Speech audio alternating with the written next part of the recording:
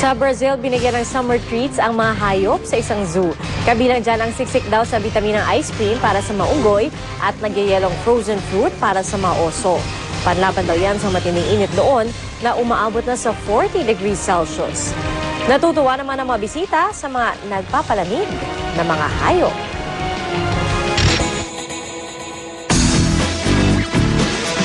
Inihanda na po mga lugar sa iba't ibang panig ng bansa kung saan libreng mapapanood ang bakbakang Manny Pacquiao at Joshua Clottey bukas. Nakatutok si Teresa Andrada. Nakaset up na ang widescreen sa loob ng San Andres at Tondo Sports Complex sa Maynila. Nilalagay na rin ang mga upuan, ang paglilinis sa lugar, puspusan. Pinaaandar na rin ang mga naglalakihang aircon. Yung aircon namin talagang medyo hindi na maramdaman eh. Pero ngayon, last week pa, pinaayos namin itong mga aircon, pinakargahan lahat, pinalinis. Dahil siguradong dagsa ang tao bukas, pinaghahandaan na rin ang seguridad. May augmentation po tayo sa Manila Police po. Meron po tayong ambulansya na naka-standby na may doktor at nurses. Sa Camp Aguinaldo, naglagay na ng widescreen sa gym pati na sa grandstand para makapanood ang mga sundalo. Ang fans ni Pacquiao, excited nang mapanood ang idolo. Si Pacquiao, kay Pacquiao kami. Lalo ngayon, hindi ako paiyain Pacquiao. Birthday ko ngayon. 2 rounds lang, abutin ni Clottey. Pacquiao ba? Ba't si Pacquiao mananalo? Hindi,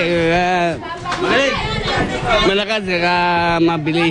Maging ang mga restaurant at bar naghahanda na rin. May mga giant screen at projector na nakaset up para sa pay-per-view ng laban. May giant TV screens din. 500 hanggang 600 piso ang singil, pero may kasama na itong agahan. Ramdam na rin ang Pacquiao fever sa mga probinsya. Sa dalawang sports complex sa Balanga, Bataan, magkakaroon ng libreng screening.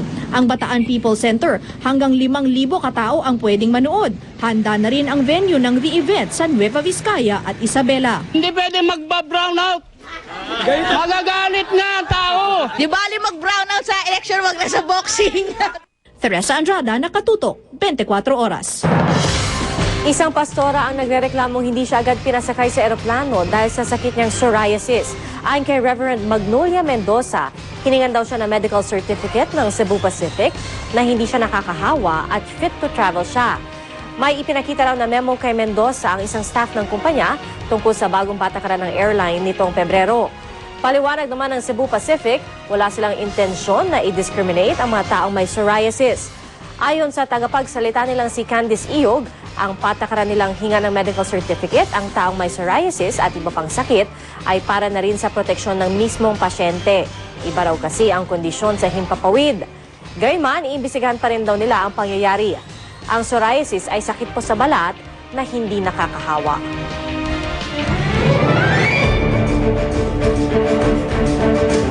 Hataw pa rin sa pag-iikot ang mga tumatakbong Pangulo ngayong ika-33 araw ng kampanya. Bumisita sa isla ng Samal at Tagum, Davao del Norte si Senador Noynoy Aquino. Kahapon nakausap na niya si Pastor Apollo Kibuloy.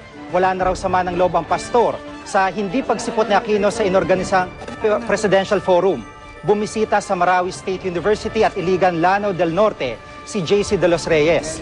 Nag-ikot naman sa ilang bayan sa Cavite si dating Pangulong Joseph Estrada. Camarines Sur naman po ang sinuyod ni Senador Richard Gordon. Binatikos na mga lumalabas na survey. At si Senador Jambi Madrigal na nasa Metro Manila lang ayon sa kanyang kampo pero walang ibinigay na detalye. Dinala naman ni Nicanor Perlas ang kanyang electric jeep sa Tondo. Kampanya raw ito para sa mas malinis at makakalikasang bansa. Wala namang ibinigay na schedule ngayong araw si Gibo Chodoro. Si Brother Eddie Villanueva naman, nag-motorcade sa ilang bayan. Yan po, nakikita nyo sa Biliran at sa Bulacan. Sa Southern Leyte, nangampanya naman si Senador Manny Villar. Handa raw siya makipagdebate kay Senador Aquino kahit anong oras. Itinanggi ng Malacanang na si dating TESDA Chief Augusto C. Hugo Jr. ang dahilan kung bakit binawi ng Pangulo ang appointment kay Rogelio Peyuan bilang bagong pinuno ng ahensya. Ayon kay Presidential Spokesman Rick Saludo, inilipat ng Pangulo si Peyuan kung saan sa tingin nito ay mas lalong mapakikinabangan ang kanyang kakayahan.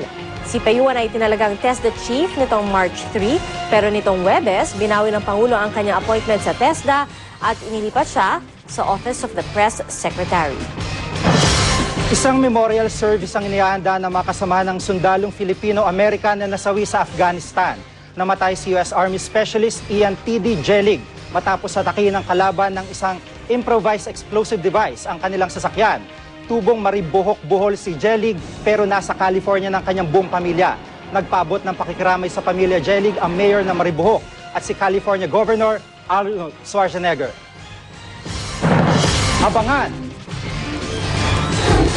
Ilang estudyante sa Amerika huli sa aktong naninira ng kanilang eskwelahan.